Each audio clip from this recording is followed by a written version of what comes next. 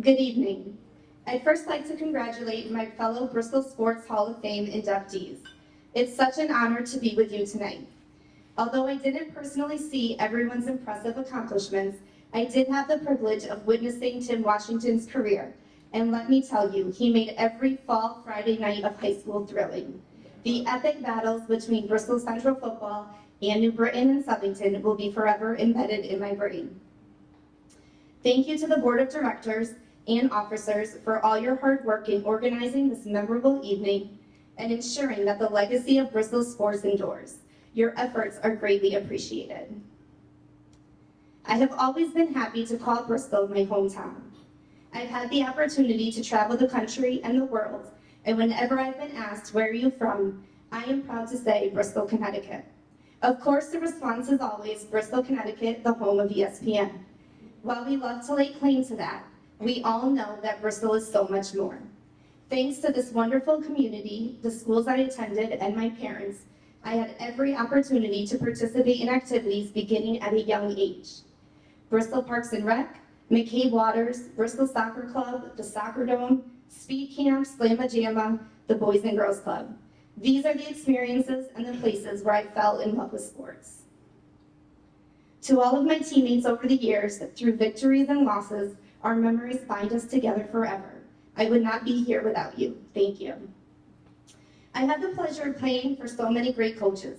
They took the time to not only teach me the ins and outs of their sports, but they were also committed to helping me become a better competitor, leader, and person. Tim O'Neill, Mike Stokes, Ginny Tereso, Mike Forgione. Mike Forgione, I actually coached a varsity basketball game against him last winter. You might think he would have shown some mercy for his former track runner, but no, he ended up beating me by almost 30 points. Other than handing me that beatdown, he has been a true mentor, role model, and friend. Tony Carrier. I think we all know how passionate he was about his soccer teams. I remember him screaming at me one game, which would have been okay, but I wasn't even in the game at the time. I was standing on the sideline next to him. Then, one fall morning, a few days after I had oral surgery, I was in the shower thinking about the big game we had coming up that afternoon, when all of a sudden, blood started gushing out of my mouth. I screamed for my mom, who came rushing into the bathroom, pulled back the shower curtain, and looked at my mouth, and then at the blood circling the drain. Our eyes met, and our first thought was, oh no, if you're late for school, you can't play in the game this afternoon. That was the effect of Coach Carrier. He had on all of us, even our parents. I'm thankful to Mr. Carrier for his faith in me and for elevating not only my game, but my ability to lead, overcome adversity, and serve as a positive role model for the younger players on the team. He did all this knowing that soccer was only my second favorite sport. Which brings me to Joe DeFlippy. We met at Slamma Jamma Camp when I was 5 years old. Although my brothers were dressed appropriately in basketball jerseys and shorts, for some reason that first day I was wearing plaid shorts, a pink polo shirt, and fancy white ruffled socks. Mr. DeFlippy never let me forget that.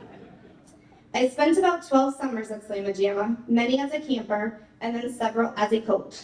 This is where I really fell in love with the game of basketball. Joe DeFlippy coached my nutmeg game teams in the summer and would train me in the off-season.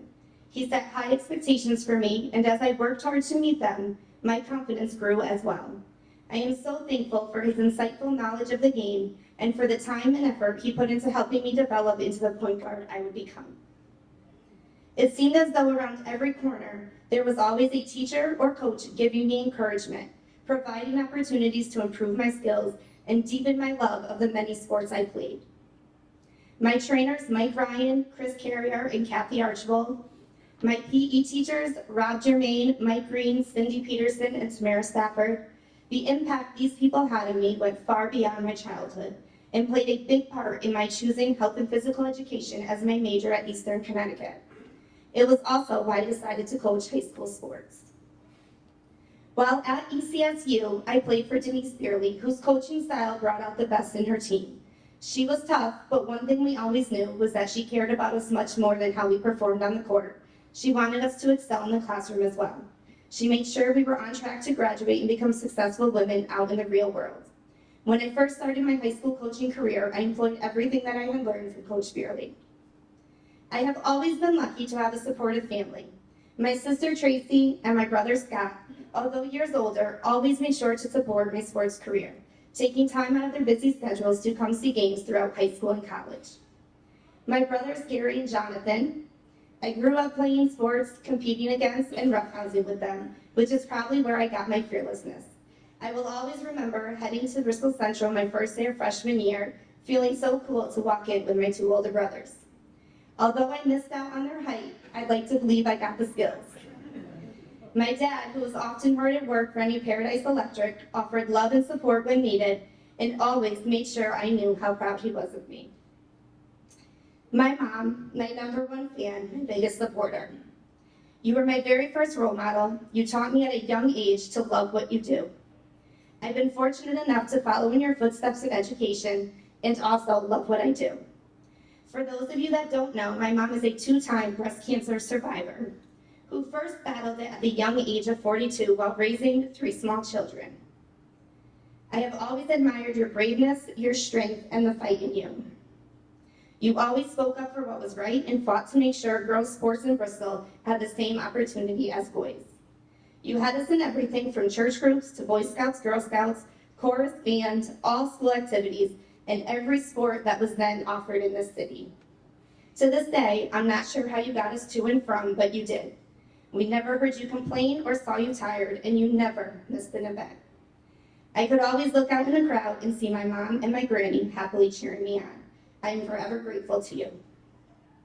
I'd also like to note that my boyfriend doesn't believe I was a good athlete back in the day, so hopefully after this evening, he'll give my athletic career a little more respect.